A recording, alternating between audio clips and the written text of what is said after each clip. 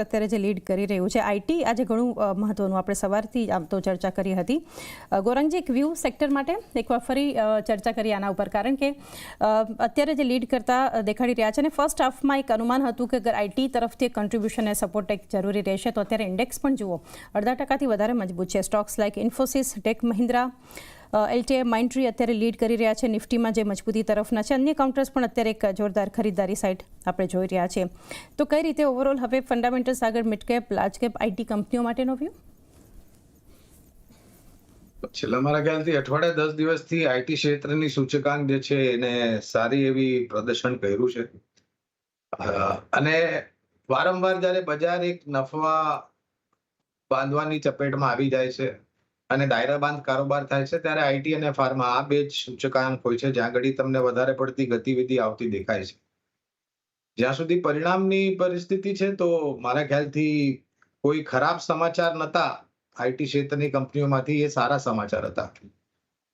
બીજા ત્રૈમાસિકના પરિણામમાં કદાચ સુધારની ગતિ તમને ધીરે ધીરે આવતી દેખાશે, પણ જે પરિવર્તનની વાત છે પરિણામોને લઈને, એ અમારા અનુમાન છે કે આ નાણાકીય વર્ષના બીજા ભાગમાં, એટલે કે ત્રીજા ત્રૈમાસિકથી તમને આ જે સુધાર છે એની ગતિ વધારે પડતી ઉપર જતી દેખાશે. અને આપણે 2 વર્ષથી મારા ખ્યાલથી નિરંતર આઈટી ક્ષેત્ર પર રોકાણ જાળવી રાખવાની ભલામણ કરી છે અને રોકાણ કરવાની બી ભલામણ કરી છે. અને હવે વાસ્તવિકતા એ છે કે ઘણા બધા લોકો રોકાણ કરવાની ભલામણ કરે છે. તો અમે તો 2 વર્ષથી કરતા હતા મારા ખ્યાલથી. એટલે અમારો જે એક વિશ્વાસ હતો આઈટી ક્ષેત્ર પર, હવે નિશ્ચિત થઈને તમે આંકડાઓમાં પરિવર્તન થતા જોઈ રહ્યા છો.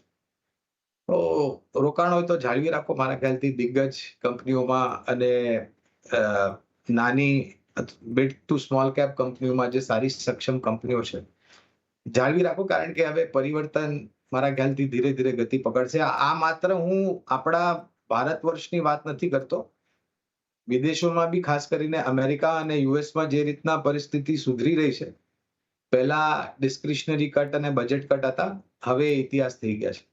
એટલે ત્યાંથી બી મારા ખ્યાલથી જે ઓર્ડર છે મોટા મોટા, એ બી આવવાની સંભાવના છે.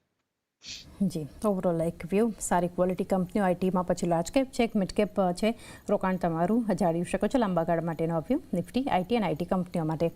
નિમેશ, એક સ્ટોક્સ ચાર્ટ સ્પેસિફિક એક વ્યૂ લઈએ. કાઉન્ટર શ્યામ મેટાલિક્સ છે અત્યારે ધ્યાનમાં આવી રહ્યું છે, કારણ કે જબરદસ્ત વોલ્યુમ બેઝડ બાઇંગ છે.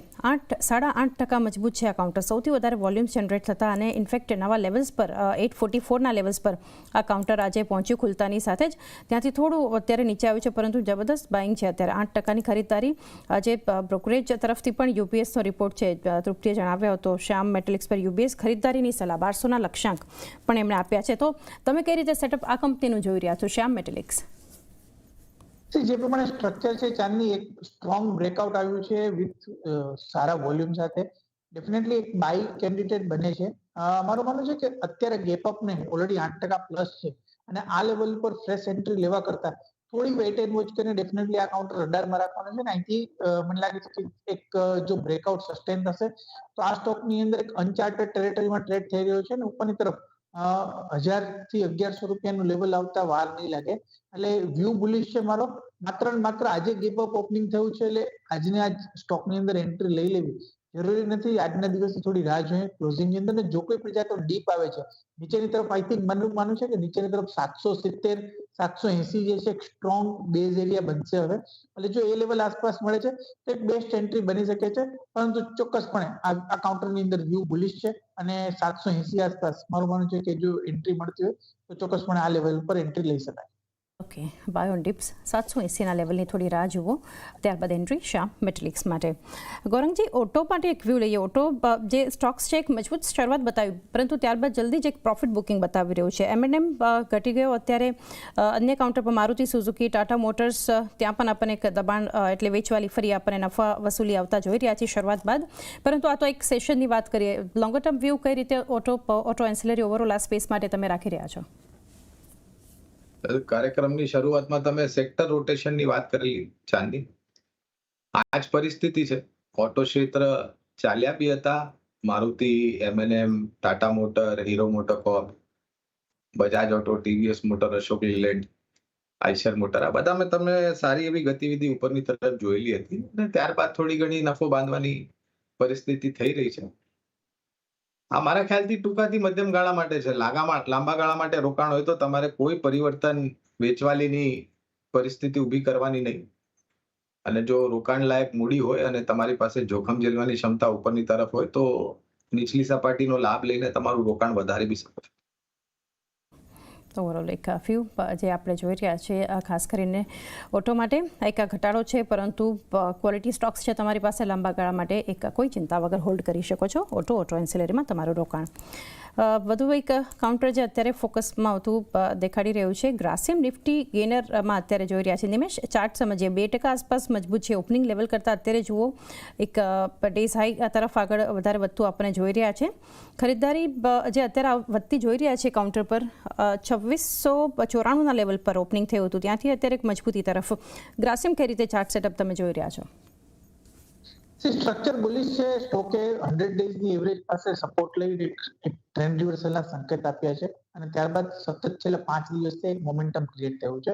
જે પ્રમાણે ન્યૂઝ ફ્લો છે એ પણ ઘણા પોઝિટિવ છે અને જે પ્રમાણે 20,000 કરોડની જાહેરાત કરી છે પર્ટિક્યુલરલી કેપેક્સ માટે અને નવા પેઇન્ટ સેગમેન્ટની અંદર. આઈ થિંક ફેસ્ટિવ સિઝનની શરૂઆત જે છે એ થઈ ગઈ છે અને નોર્મલી દિવાળી ટાઈમે એક ડિમાન્ડ જે છે પેઇન્ટ સેગમેન્ટની અંદર વધારે હોય છે. મારું માનવું છે કે પર્ટિક્યુલરલી જે સ્ટ્રક્ચર બુલિશ સ્ટ્રક્ચર બની રહ્યું છે.